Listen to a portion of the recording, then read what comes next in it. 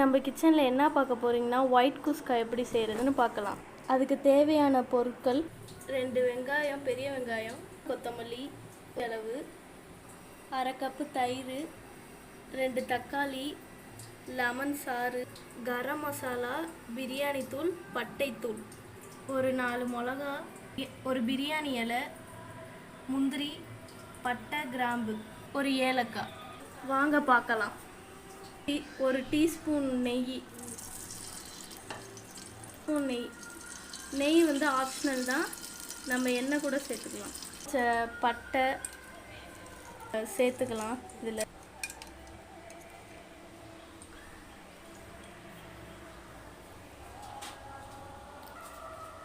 சேர்த்துக்கலாம்.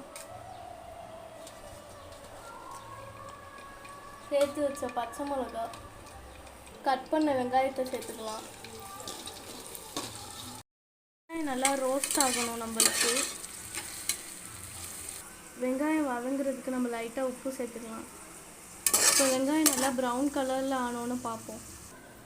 1 காப்படி அரிசிக்கு 2 காப்படி தண்ணி சேர்த்துருக்கேன்.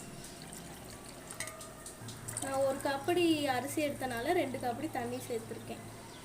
நம்மளுக்கு நல்லாவே வெங்காயம் ப்ரௌனாக வந்திருக்கு. இப்போ நம்ம புதினா கொத்தமல்லி சேர்த்துக்கலாம். 1 டீஸ்பூன் இஞ்சி பூண்டு பேஸ்ட்டு. இன்றைக்கி நாங்கள் மதர்ஸ் டே ஸ்பெஷலாக வெஜ் குஸ்கா செய்கிறோம். எங்கள் அம்மாவுக்கு நாங்கள் சர்ப்ரைஸ் தரோம். முந்திரி சேர்த்துக்கலாம். வச்ச பேஸ்ட்டை போட்டுக்கலாம். 1/2 கப்பு தயிர் சேர்த்துக்கலாம். இப்போ நம்ம தக்காளி சேர்த்துக்கலாம். கொஞ்சம் நம்ம தக்காளி நல்லா வதங்கட்டும். எடுத்து வச்ச மசாலாவை சேர்த்துக்கலாம்.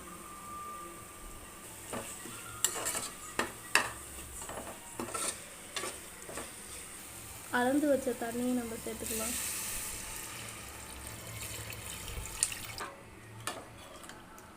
தேவையான உப்பு சேர்த்துக்கலாம். இப்போ தண்ணி கொதித்து வரட்டும், அரிசியை சேர்த்துக்கலாம்.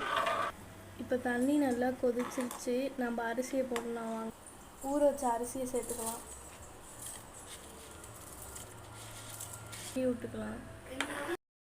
நல்லா தண்ணி கொதித்து வந்ததுக்கப்புறம் நம்ம எடுத்து வச்ச லெமனை ஊற்றி தம் போட்டுக்கலாம். எடுத்து வச்ச லெமன் ஜூஸை சேர்த்துக்கலாம்.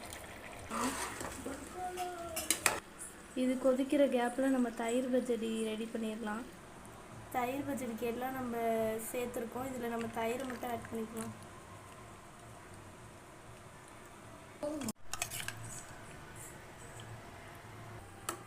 தம் போட போகிறோம். ஒரு ஸ்பூன் நெய் சேர்த்துருக்கோம். நல்லா ஸ்ப்ரெட் பண்ணிக்கலாம். நம்ம விசில் உள்ள தம்மு தான் போட போகிறோம்.